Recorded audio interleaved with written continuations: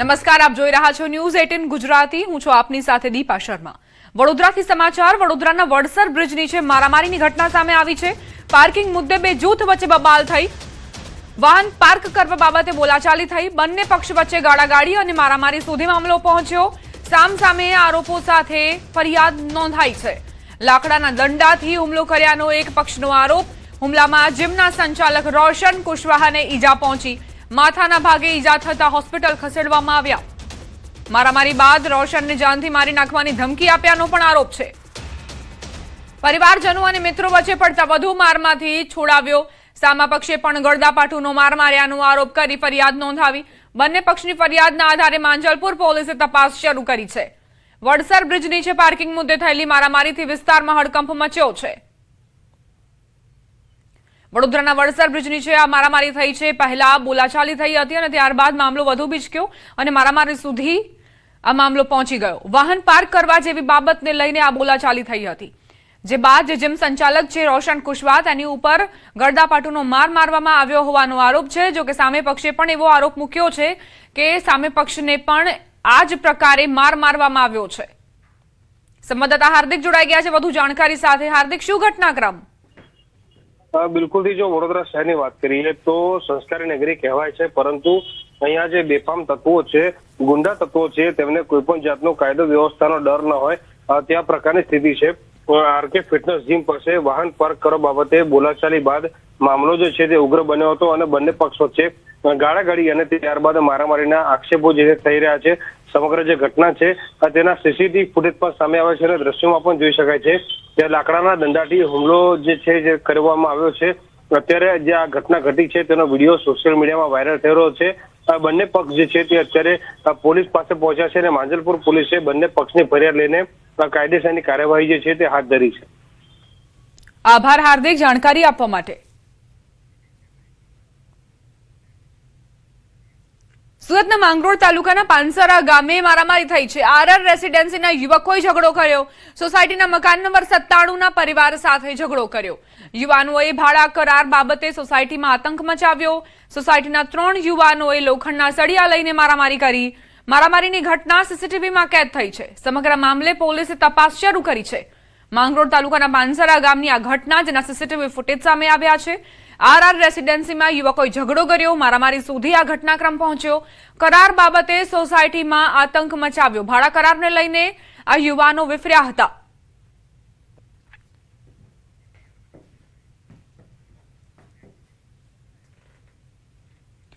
અરવલ્લીમાં ચોરીના મોબાઈલ રેકેટનો પર્દાફાશ. એલસીબીની કાર્યવાહી. 46 મોબાઈલ ઝડપાયા છે. મોડાસામાં ચોરીના ફોનનું વેચાણ થતું હોવાનો ખુલાસો.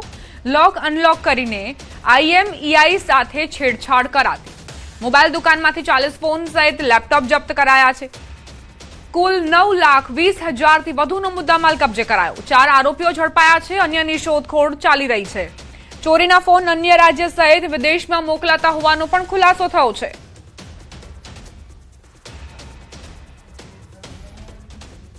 અમે અત્યારે આખી ટ્રેલ કાઢી રહ્યા છીએ, કેમ કે આની પહેલાં પણ લગભગ 1.5 મહિના પહેલાં અમે 100 મોબાઈલ અલગ અલગ જગ્યાએથી SOG દ્વારા પકડવામાં આવેલા અને આજે પણ અમને 40 મોબાઈલ મળ્યા છે. મોટાભાગના જે મોબાઈલ છે એન્ડ્રોઈડ ફોન છે, પણ અમે આગળની તપાસ એની ટ્રેલ ક્યાં ક્યાં જઈ રહી છે અને આખી ઓર્ગેનાઇઝડ ગેંગ કેવી રીતે કામ કરે છે એની તપાસ વધારે કરશું, પછી જ આપને વધારે વિગત આપી શકીએ. ગુજરાતમાં ચાંદીપુરા વાયરસનો ભરડો. ચાંદીપુરા વાયરસ શંકાસ્પદ 222 કેસ નોંધાયા છે. ચાંદીપુરા વાયરસના પોઝિટિવ કેસની વાત કરીએ, 39 પોઝિટિવ કેસ મળી આવ્યા છે. ચાંદીપુરા વાયરસથી 23 બાળકોના મોત થયા છે. 222 કેસમાંથી 209ના રિપોર્ટ આવ્યા છે. 13ના રિપોર્ટ આવવાના બાકી છે તેવી જાણકારી.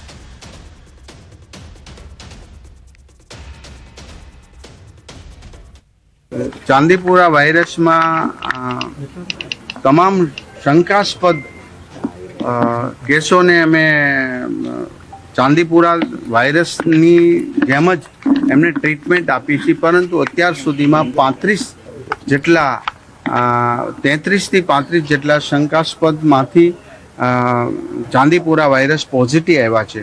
અત્યારે જે સારવાર ચાલી રહી છે સ્ટેબલ છે. કોઈ દર્દી ગંભીર કે શું કહેવાય એમને સારવાર માપથી પણ બહાર ના આવી શકે એવું અત્યારેના ડૉક્ટરના સ્પેશિયાલિસ્ટ સારવારથી એવું થઈ રહ્યું છે.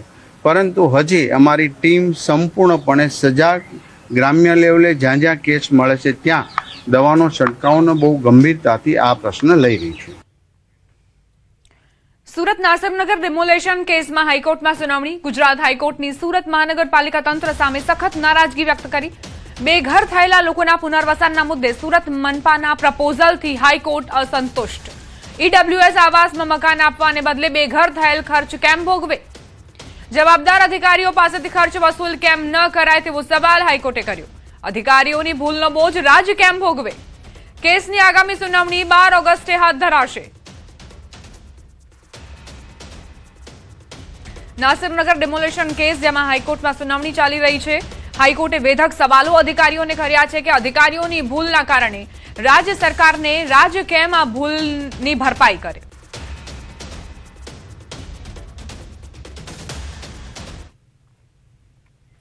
ઝારખંડના રાંચીમાં જેપીએસસી જેએસએસસીમાં ગેરરીતિ વિરુદ્ધ હજારોની સંખ્યામાં વિદ્યાર્થીઓ વિધાનસભા નજીક પહોંચી ગયા છે. ત્યાં ધરણા શરૂ કરી દીધા છે. તેમને રોકવા પોલીસે વિદ્યાર્થીઓ પર લાઠીચાર્જ કર્યો. પોલીસે પ્રદર્શનકારીઓને કાંટાળા તારની બેરિકેડિંગ અને વોટર કેનનથી રોકવાનો પ્રયાસ કર્યો તો વિદ્યાર્થીઓ બેરિકેડિંગ પર ચડીને ડાન્સ કરતા જોવા મળ્યા. વિધાનસભાને ચારે બાજુથી 6 સ્તરની સુરક્ષા વ્યવસ્થા કરાઈ છે. સીસીટીવી કેમેરાથી દેખરેખ રાખવામાં આવી રહી છે. ત્યાં 9 દિવસથી ભૂખ હડતાળ પર બેઠેલા દેવેન્દ્ર મહતો એમ્બ્યુલન્સથી વિધાનસભા માર્ચમાં સામેલ થયા. આ દરમિયાન ભાજપના ધારાસભ્યો પણ વિદ્યાર્થીઓના સમર્થનમાં સીએમ હાઉસ સામે ધરણા પર બેઠા, જેમને બાદમાં પોલીસે ત્યાંથી હટાવી લીધા. વિદ્યાર્થીઓ ઝારખંડ જેપીએસસી જેએસએસસીની પરીક્ષા રદ કરવાની માંગને લઈને 17 દિવસથી આંદોલન કરી રહ્યા છે. 6 વિદ્યાર્થીઓ ભૂખ હડતાળ પર છે. રાંચીમાં વિદ્યાર્થીઓનો વિરોધ 6 લેયરની જે સુરક્ષા વ્યવસ્થા છે તે ગોઠવવામાં આવી છે, પરંતુ વિદ્યાર્થીઓ પીછેહટ કરવાના મૂડમાં નથી. વિધાનસભા સુધી માર્ચમાં મોટી સંખ્યામાં વિદ્યાર્થીઓ જોડાયા છે અને જે કાંટાળા તાર આગળ પાથરવામાં આવ્યા છે વિદ્યાર્થીઓને રોકવા માટે, આ વિદ્યાર્થીઓ તેની ઉપર ચડીને ડાન્સ કરતા પણ નજરે પડ્યા. એટલે રાંચીમાં વિદ્યાર્થીઓ પીછેહટ નથી કરી રહ્યા, જેના કારણે પોલીસ માટે અત્યારે એ પડકાર છે કે કઈ રીતે આ માર્ચને ત્યાં જ અટકાવી દેવી, વિધાનસભાની અંદર પ્રવેશ કરતા રોકવી. પોલીસે વિદ્યાર્થીઓ પર લાઠીચાર્જ કર્યો હોવાના પણ સમાચાર પ્રાપ્ત થયા છે. ભાજપના જે ધારાસભ્યો છે તેમણે પણ આ વિદ્યાર્થીઓને સમર્થન આપ્યું છે. તેઓ પણ ધરણામાં જોડાયા હતા, પરંતુ પોલીસે તેમને હટાવી લીધા. સીએમ હાઉસ સામે ભાજપના જે ધારાસભ્યો હતા તે ધરણામાં જોડાયા હતા, તેમને પોલીસે દૂર કરી લીધા છે. વિદ્યાર્થીઓ ઝારખંડ જેપીએસસી જેએસએસસીની પરીક્ષા રદ કરવાની માંગ કરી રહ્યા છે. 17 દિવસથી આંદોલન ચાલી રહ્યો છે. 6 વિદ્યાર્થીઓ ભૂખ હડતાળ પર છે. એક જ માંગ છે કે જે પરીક્ષામાં ગેરરીતિ થઈ છે તેને રદ કરવામાં આવે. સતત ગેરરીતિના આરોપો પણ મૂકવામાં આવી રહ્યા છે કે જેપીએસસી અને જેએસએસસીમાં ગેરરીતિ થઈ છે અને એટલે જ આ પેપર રદ કરવામાં આવે, આ પેપરનું પરિણામ રદ કરવામાં આવે. દેવેન્દ્રનાથ મહતો જે એમ્બ્યુલન્સમાં સવાર થઈને વિધાનસભા માર્ચમાં સામેલ થયા. याद रखा जाएगा, आंसर नहीं तोड़ेगा. आज देखिए मैं अपना जान को जोखिम में डाल के आया हूं, क्योंकि ये धूप है, चक्कर आ सकता है, भीड़ है, भगदड़ हो सकता है, लाठीचार्ज हो सकती है, कभी भी छात्र हमको अपना पैर पहले दबा सकते हैं. उसके बावजूद मैं इस सबको स्वीकार करते हुए आया हूँ.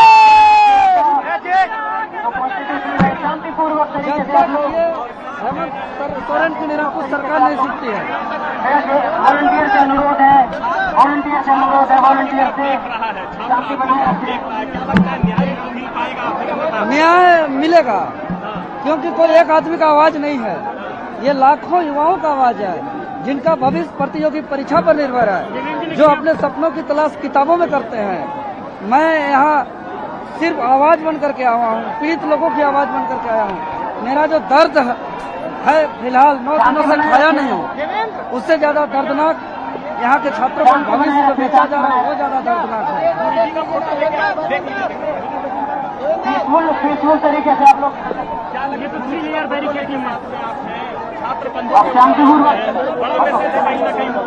गुरुजी शिबू सोरेन जीवन भर संघर्ष किया है, जीवन भर आंदोलन किया है. अगर गुरुजी जिंदा होते तो ये हम लोग के साथ आंदोलन में आते. गुरुजी जिंदा नहीं है उनका तस्वीर हमारे साथ इस आंदोलन में भाग ले रहे हैं। अगर गुरुजी को आदर्श मानती है हेमंत सोरेन जी, ये छात्रों का दर्द, छात्रों का पीड़ा, मैं बहुत जान को जोखिम में डाल के आया हूँ। एक तो मैं चल नहीं सकता हूँ। ये भीड़ कभी भी पुलिस के साथ भिड़ंत हो सकती है, कभी भी ये भीड़ में भगदड़ हो सकता है। मैं जान रहा हूँ मैं भाग भी नहीं पाऊंगा। मैं जान रहा हूँ ये आंसू गैस छोड़े जाएंगे।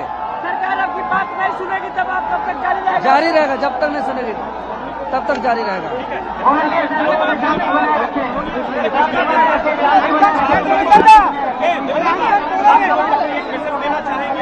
छात्र धैर्य बना के रखें, शांति बना के रखें, सब एकजुट बना के रखें, अनुशासित तरीके से रहे सभी छात्र।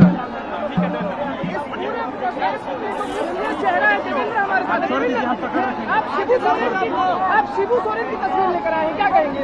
शिबू सोरेन जी जिंदा रहते तो ये हम लोग के साथ शरीर रहते। जीवन भर आंदोलन किया है, जीवन भर संघर्ष किया है, तो वो हमारे बीच से शरीर जिंदा नहीं है, वो तस्वीर के रूप में हमारे साथ संघर्ष में खड़ा है। छात्र को कोई गुमराह नहीं कर रहा है, छात्र अपने से आ रहे, सिस्टम की वजह से आ रहे। आज क्या करेंगे? आप लोग को बता दिया जाएगा।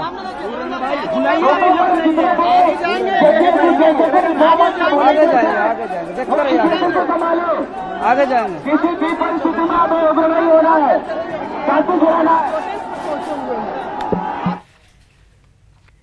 સમાચારોમાં હવે આગળ વધીએ। ગીર સોમનાથના મંદિરમાં નાગ દેવતાના દર્શન। શ્રાવણ માસ પહેલા મંદિર પરિસરમાં નાગ દેખાવ।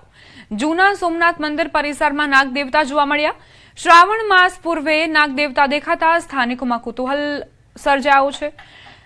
સોમનાથ મંદિર પરિસરમાં નાગ દેવતા જોવા મળતા લોકોમાં ચર્ચા। સ્થાનિક તીર્થ પુરોહિતો અને લોકોએ સ્નેક કેચરને જાણ કરી છે। સ્નેક કેચર દ્વારા સાપનું રેસ્ક્યુ કરવામાં આવ્યું। સાપને સુરક્ષિત સ્થળે ખસેડવામાં આવ્યો।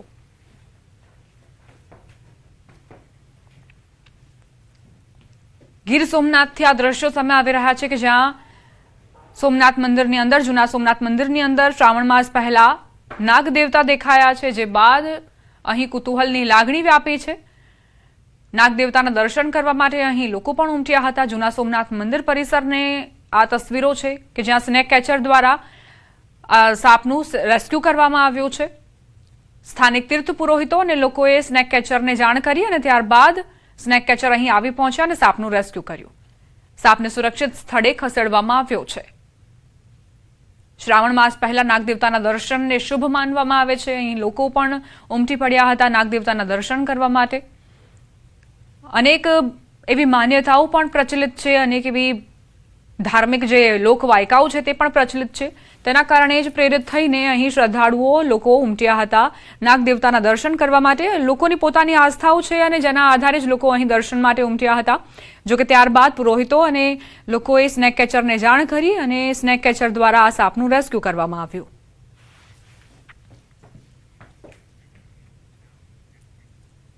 સમાચાર અમરેલીથી 8 વર્ષની બાળકી પર દીપડાનો હુમલો। ધારી તાલુકાના જળજીવડી ગામની આ ઘટના છે। પરિવારજનો દોડી આવતા દીપડો ભાગી ગયો। ઈજાગ્રસ્ત બાળકી સારવાર માટે અમરેલી હોસ્પિટલમાં ખસેડાઈ છે। વન વિભાગની ટીમે ઘટના સ્થળે પહોંચીને તપાસ શરૂ કરી છે। વન્યપ્રાણીના વધતા હુમલાથી સ્થાનિકોમાં ભય વ્યાપ્યો છે। દીપડાને પકડવા માટે વન વિભાગે 3 પાંજરા ગોઠવ્યા છે।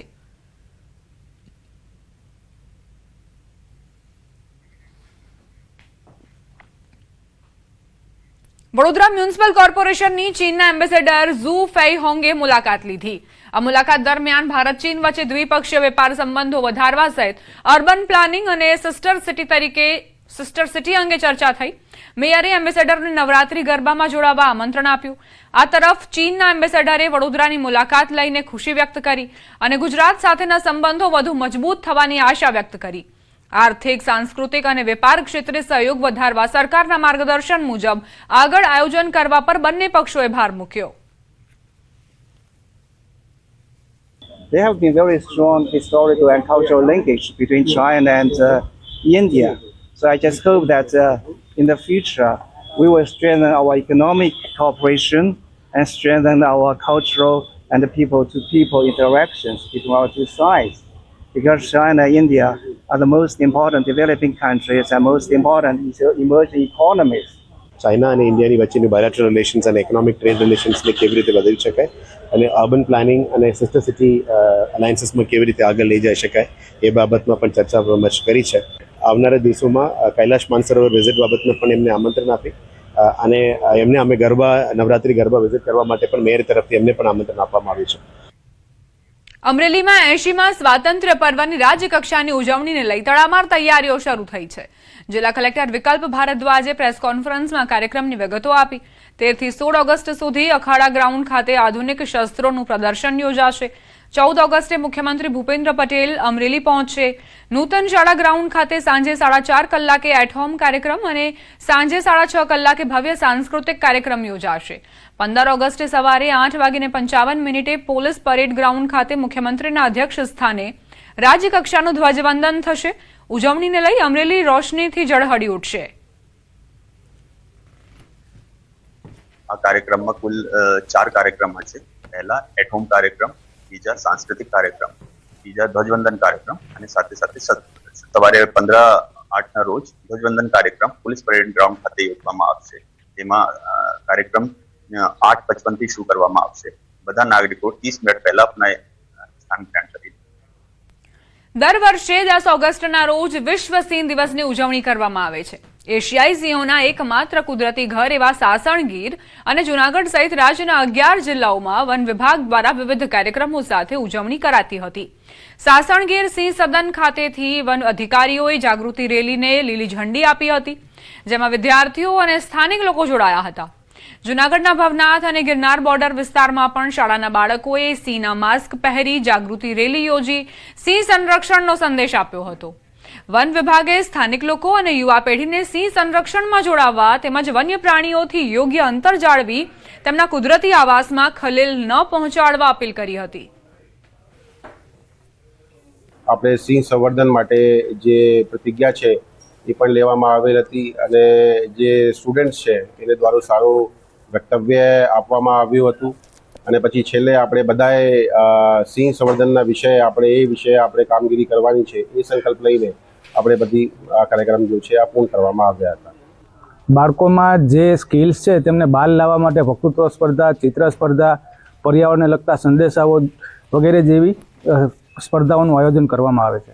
રેલીઓમાં ખાસ કરીને જે બાળ સહજ માણસ છે કે જે યુવા અવસ્થામાં પ્રવેશે તે તો પર્યાવરણ પ્રત્યે અને વન્યજીવો પ્રત્યે તેઓનો જે એક સદભાવના અને તેમના પ્રત્યે કે જે રાખવાની થતી કાળજીઓ વિશે તે જાગૃત થાય અને તેઓ જાગૃત થશે તો તેઓના માવતરને, તેઓના મિત્રોને પણ એ જાગૃત કરશે.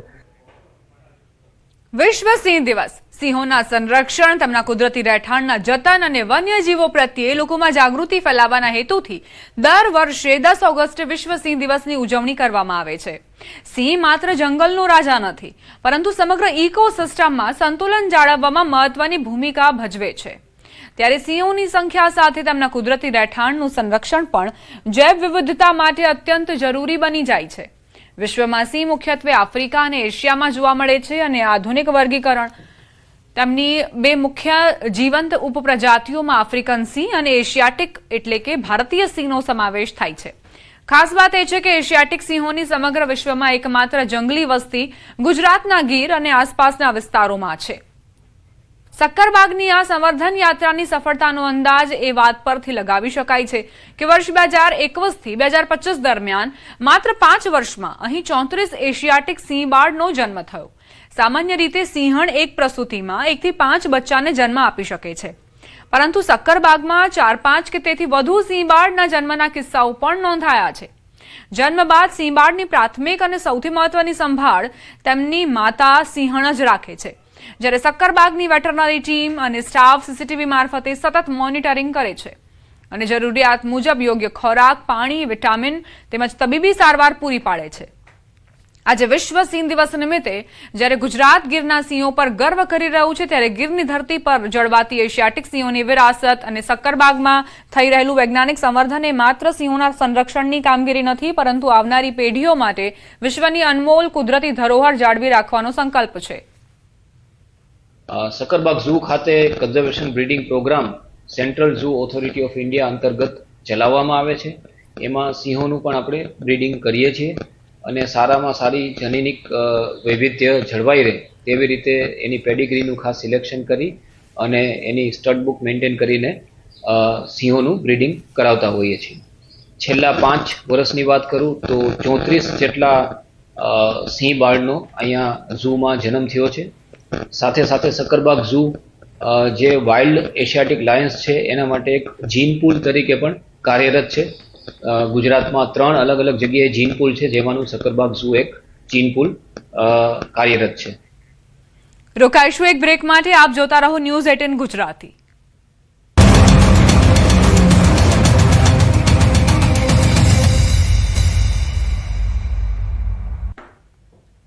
Welcome back.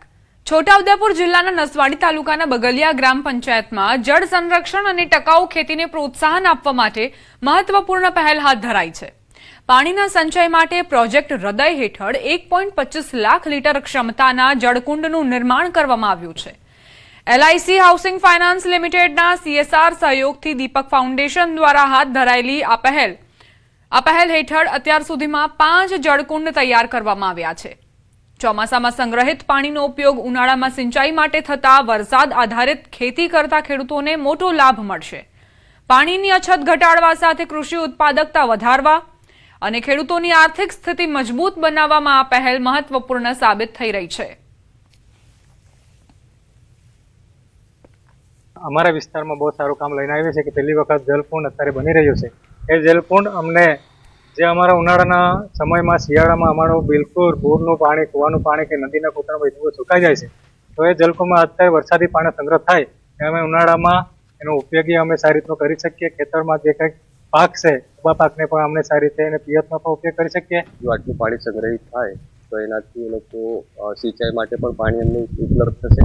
સાથે સાથે જો ફળાઉ રોપાનું વાવેતર કરે તો સારી એવી એમની આજીવિકા પણ ભવિષ્યમાં ઊભી થાય એવા અભિગમ સાથે અમે લોકો જલકુંડનું કામ કરી રહ્યા છે. સોમનાથ મંદિરે શ્રાવણ માસને લઈને તૈયારીઓ શરૂ કરી દેવાઈ છે. 13 ઓગસ્ટથી 11 સપ્ટેમ્બર સુધી શિવ મહોત્સવનું આયોજન કરાયું છે, જેમાં પ્રથમ વખત 51 કુંડી મહામૃત્યુંજય યજ્ઞ યોજાશે. શ્રદ્ધાળુઓની સુવિધા માટે તમામ વ્યવસ્થાઓ બમણી કરાઈ છે. યાત્રિકો માટે વિશેષ પાર્કિંગથી મંદિર સુધી ટોય ટ્રેનની વ્યવસ્થા કરાઈ છે. આ સાથે જ સ્વચ્છતા જાળવવા માટે શ્રદ્ધાળુઓને અપીલ કરાઈ છે. ઉપરાંત ભક્તો ઘરે બેઠા પૂજા કરી શકે તે માટે વિશેષ ઓનલાઈન વ્યવસ્થા પણ ઉપલબ્ધ કરાવવામાં આવી છે. 13 ઓગસ્ટથી લઈને 11 સપ્ટેમ્બરે જ્યારે શ્રાવણ મહિનાની પૂર્ણાવતિ થાય ત્યારે શ્રાવણ માસ દરમિયાન ભક્તો ભગવાનના રોજે રોજના શિંગારની પૂજા વિધિનો લાભ ટ્રસ્ટની વેબસાઇટ પરથી ઓનલાઈન પૂજા બુક કરાવીને કરી શકશે. વિશેષ કરીને જે સિનિયર સિટીઝન છે તેમના માટે એક વિશેષ સ્વાગત કપની વ્યવસ્થા ગોઠવવામાં આવી છે. ત્યાં સંપર્ક કરવાથી સિનિયર સિટીઝન માટે ટ્રસ્ટ દ્વારા વિનામૂલ્યે ગોલ્ડ કાર્ડની પણ વ્યવસ્થા કરવામાં આવી છે અને એની દર્શન સારી રીતે થાય એવી વ્યવસ્થા ટ્રસ્ટ દ્વારા ગોઠવી છે. તેવી જ રીતના ટ્રસ્ટના પાર્કિંગથી લઈ અને મંદિર સુધી ગુજરાત ટુરિઝમ વિભાગના સહયોગથી એક ટોય ટ્રેન મૂકવામાં આવી છે. બોટાદ શહેરની મધ્યમાં આવેલી રાજાશાહી સમયની જૂની કોર્ટ બિલ્ડિંગ આજે જર્જરિત હાલતમાં પહોંચી ગઈ છે. ક્યારેક કોર્ટ, મામલતદાર કચેરી સહિતની સરકારી કચેરીઓથી ધમધમતી આ ઇમારત આજે બિન ઉપયોગી અવસ્થામાં છે. બિલ્ડિંગની દયનીય હાલતને પગલે તંત્ર દ્વારા ભયજનક ઇમારતના સાઇનબોર્ડ પણ લગાવવામાં આવ્યા છે. ત્યારે બોટાદની ધરોહર સમાન આ ઇમારતને રેનોવેશન કરી ફરી સરકારી ઉપયોગમાં લેવાની શહેરીજનો માંગ કરી રહ્યા છે. બોટાદમાં અનેક સરકારી કચેરીઓ ભાડાના મકાનોમાં ચાલે છે, ત્યારે જૂની કોર્ટ બિલ્ડિંગનો ઉપયોગ થાય તો સરકારી ખર્ચમાં પણ બચત થઈ શકે છે. એટલે આજથી 100 વર્ષ પૂરા થઈ ગયા છે અને એક વર્લ્ડ હેરિટેજ સાઇટ તરીકે આનો જો માન્યતા મળે એવી અમારી માંગ છે. પ્લસ આ જે બિલ્ડિંગ છે એની અંદર પહેલાં કોર્ટ ચાલતી હતી, તો હવે પછી અમારી એવી પણ માંગ છે કે આની અંદર કન્ઝ્યુમર કોર્ટ આવે. અને અમારે 10 વર્ષથી ભાવનગરની અંદર કોર્ટની અંદર કેસ ચાલુ છે, તો અહીંયા અમારે નામદાર કોર્ટ આવે મજૂર અદાલત તો સારામાં સારું. 2-3 વર્ષ પહેલાં આમાં જૂના બિલ્ડિંગનું બોર્ડ મારી દીધું છે કે આ ભયજનક હાલત છે, પણ હકીકતમાં એવું કાંઈ નથી. તેને રિપેરિંગ કરીને સારી રીતે ઉપયોગમાં કરે એવી અમારી માંગ છે.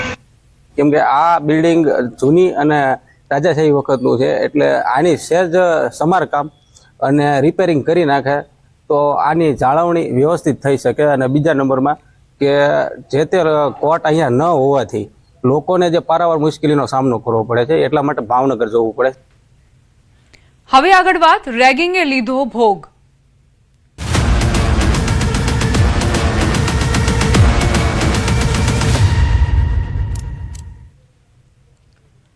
સુરતમાં રેગિંગ બાદ તબીબના આપઘાતનો મામલો. સિવિલ હોસ્પિટલના ડીનનું સમગ્ર મામલે નિવેદન. તપાસમાં રેગિંગની ઘટના સામે આવી છે. 4 રેસિડેન્ટ ડોક્ટરો સામે એફઆઈઆર નોંધાશે. એફઆઈઆર બાદ ડોક્ટરો સામે વધુ કાર્યવાહી થશે. રેગિંગ રોકવા માટે તપાસ કમિટીને સૂચના અપાઈ છે.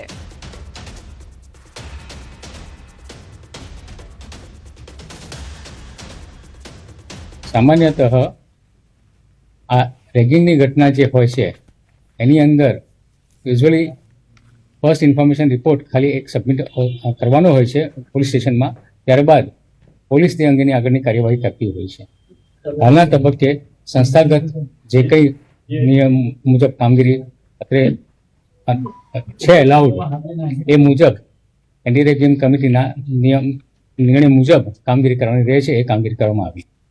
माइक्रो डिपार्टमेंट के जितने भी रेसिडेंट्स हैं, जितने भी सीनियर रेसिडेंट हैं, सर्वेंट्स हैं, टेक्नीशियंस हैं, फैमिली उनके फैकल्टी मेंबर्स हैं, जितने भी लोग माइक्रो में हैं, सबका 1-to-1 इंट्रोगेशन किया है. आज के दिन में एफआईआर हो जाएगा. इसके आगे पुलिस जो कार्यवाही करेगी वो अपनी करती रहेगी और हमारे जो शोकोज नोटिस दिए हैं उसके जवाब आएंगे. उसके हिसाब से हम नेक्स्ट मीटिंग भी बुलाएंगे और फैकल्टीज के जो जवाब आते हैं उसके हिसाब से आगे की कार्यवाही करेंगे. માઇક્રોબાયોલોજીના પ્રથમ વર્ષમાં ડોક્ટર હર્ષ પંડ્યા અભ્યાસ કરી રહ્યા હતા. તેમની સાથે એવું શું બન્યું કે તેમણે આપઘાત કરી લીધો? તપાસમાં એવો ખુલાસો થયો છે કે રેગિંગ બાદ તબીબે આ પગલું ભર્યું છે. પરિવારજનોનો પણ આરોપ છે કે રેગિંગથી કંટાળ્યા બાદ, માનસિક ત્રાસ મળ્યા બાદ તેમના દીકરાએ આ પગલું ભર્યું. આ સાથે જ બુલેટિનમાં અત્યારે બસ આટલું જ. આપ જોતા રહો ન્યૂઝ 18 ગુજરાતી.